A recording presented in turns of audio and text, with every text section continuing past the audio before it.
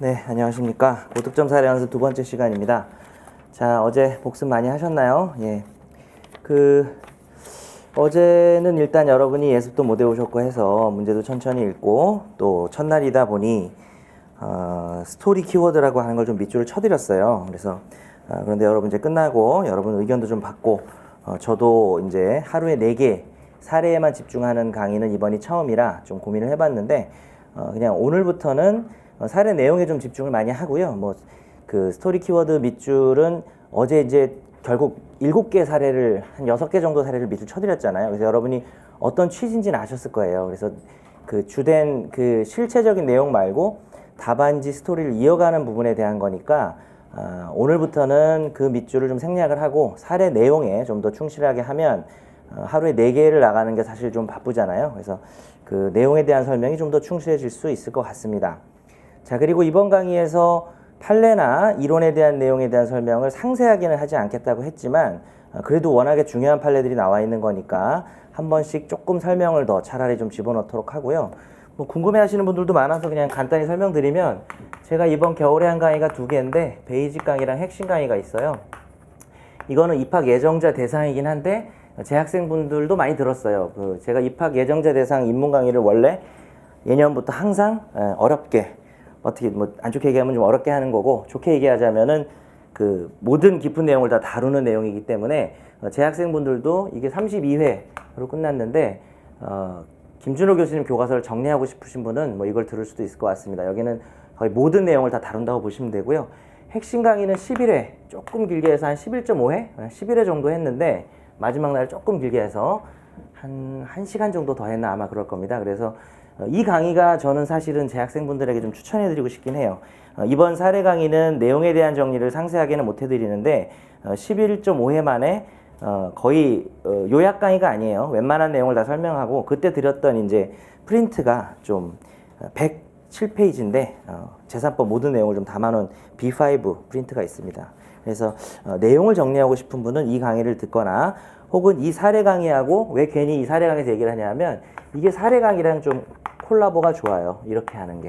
이거는 조금 아예 이제 기본부터 하실 분들이 하는 거고 재학생분들은 이론은 여기서 공부하고 사례는 여기서 공부하시면 되니까 이렇게 같이 듣는다든지 그런 걸 좀 말씀드리고 참고로 이제 종합반이 시작되죠. 3학년 이상을 위한 종합반이 4월부터 시작되는데 최초로 공개하네. 아직 공개가 안 돼 있지만 메갈로이어스에서 2트랙으로 갑니다. 종합반이 2트랙으로 가서 제가 한쪽 트랙을 맡고 또 신정원 변호사님하고 송영건 변호사님도 한쪽 트랙을 맡습니다. 그래서 제가 맡는 트랙은 이론 정리를 다시 합니다. 그냥 기초적인 이론 정리를 다 하면서 사례를 하는 트랙이고 3학년 이상 분들도 이 클래스에 계시기 때문에 신정원 변호사님, 송영건 변호사님은 아예 바로 문제풀이로 가서 사례 문제풀이를 하고 기록 문제풀이라고 하는 클래스입니다. 그래서 저는 좀 이제 기초 이론을 확실히 해야 문제도 잘 풀린다는 그런 기본적인 수험관을 가지고 있기 때문에 제가 그쪽을 맡게 됐어요. 그 강의가 핵심 강의보다 좀 긴 이론 정리 강의가 될 거예요. 18회라든지 민법을 그 정도 정리하게 될 것 같습니다. 같은 프린트로 정리를 좀 설명을 좀 보완해서 할 것 같습니다. 자, 우리 지난 시간에 사례를 4개를 봐야 되는데 끝에 좀 못 봤죠. 그리고 조금 읽어오시라고 말씀드렸으니까 간단하게 설명을 드리겠습니다. 그래서 오늘부터는 밑줄을 그어드리는 부분은 좀 되게 집에 가셔서 스토리 키워드를 스스로 좀 밑줄을 쳐보고 만약에 여러분이 그게 되게 좋았다, 그걸 좀 더 해줬으면 좋겠다 하면 차라리 밑줄 친 걸 몇 개 좀 나눠준다든지 만약에 여러분 요청이 있으면 그렇게 하고 주로 내용에 대해서 별표를 좀 충실하게 해드리고 설명을 확실하게 해드리겠습니다.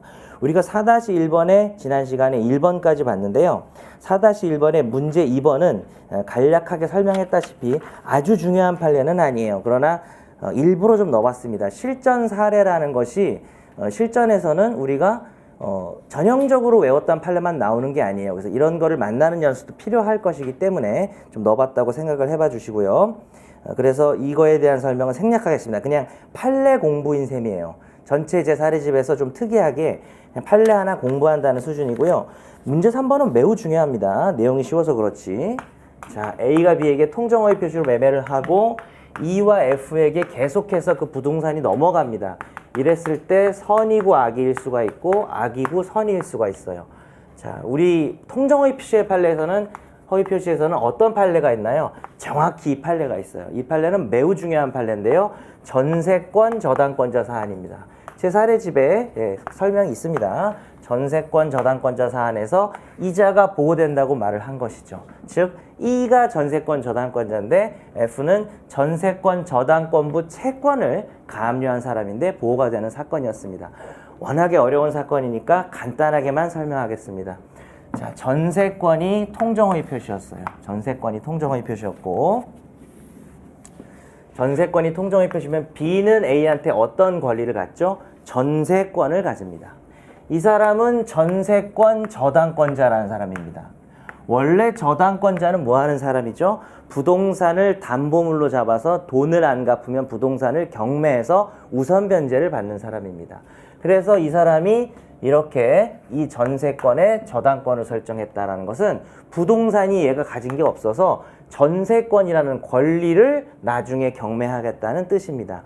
그런데 전세권 저당권의 참 의미는 전세권이 소멸했을 때 전세금 반환 채권으로 바뀌게 되면 이 사람이 물상대위라는 것을 합니다. 저당권의 목적이 소멸해서 그거에 가름해서 얘가 취득한 것이 전세금 반환 채권이니까 이것을 물상대위 하는 거고요. 물상대위의 두 가지 방법 중에 첫 번째 방법은 이 채권을 압류 추심 명령을 내려서 제3채무자인 A에게 도달시킨 다음에 이 전세금을 직접 자신에게 달라고 하는 것입니다. 자, 그런데 이 사건은 전세권이 통정의 표시였고 숨어있는 은닉행위가 임차권이었습니다. 임대차였던 것이죠. A는 B가 임대차 기간 동안 연체했던 차임 채권을 속성상 보증금에서 무조건 공제할 수 있기 때문에 그 주장을 통해서 얘 차임 연체했던 것들을 E에게 공제한다고 말하고 싶었지만, 만약에 얘가 선이라면 전세권이 유효하다고 생각을 하고 저당권을 설정했기 때문에 공제 주장을 못하는 상황이 되는 것입니다. 그런 판례도 있어요. 그런 판례도 있는데 얘가 악이었던 것이죠.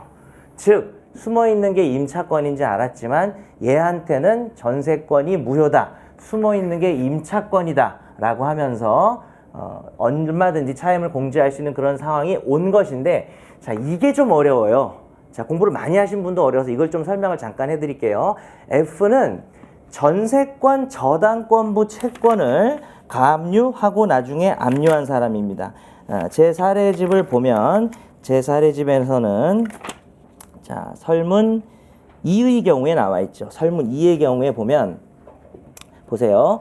설문 2의 판례 보겠습니다. 전세권 설정 계약이 통정의 표시로서 무효인 경우 전세권 설정 계약 당사자를 상대로 직접 법률상 이해관계를 가진 자 누구죠? 이 사람, 전세권 저당권자. 왜? 나는 내 저당권의 목적물이 진짜인 줄 알았어. 뭐 이런 사람도 선이라면 보호가 되겠죠. 근데 이 사람뿐만 아니라 그자와 이해관계를 바탕으로 다시 형성된 법률관계와 새로이 법률상 이해관계를 가진 자도 선의의 제3자에 포함된다고 하면서 허위표시인 전세권 설정 계약에 대한 전세권 저당권자뿐 아니라 그자의, 여기다 밑줄 쳐봐요. 전세권 저당권부 채권을 압류한 자. 자, 이게 어려워요.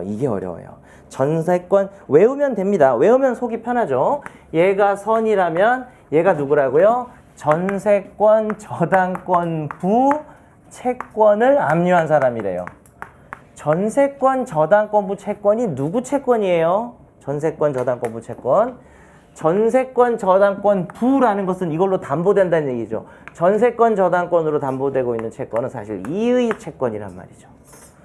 F는 E의 채권을 압류가압류했습니다. 그러면 F는 E의 B에 대한 채권을 압류한 사람이기 때문에 전세권하고 아무 상관이 없어요. 그냥 보기에는. 전세권이 통정의 표시인데 나 그거 유효인 줄 알았는데 나 큰일 났네, 이런 사람이 아니에요. 전세권 저당권, B에 대한 E의 채권은 아무 상관없잖아요, 전세권이랑. 그런데 왜 이 사람이 전세권과 새로운 이해관계를 맺었을까요? 참 어려운 내용이고 뭐 강의마다 이거를 설명을 하는 경우가 없어요. 왜냐하면 집행법에 있는 내용이라 설명이 없는데 참고로 들어두시고 뭐 가볍게 보충을 해놓으세요.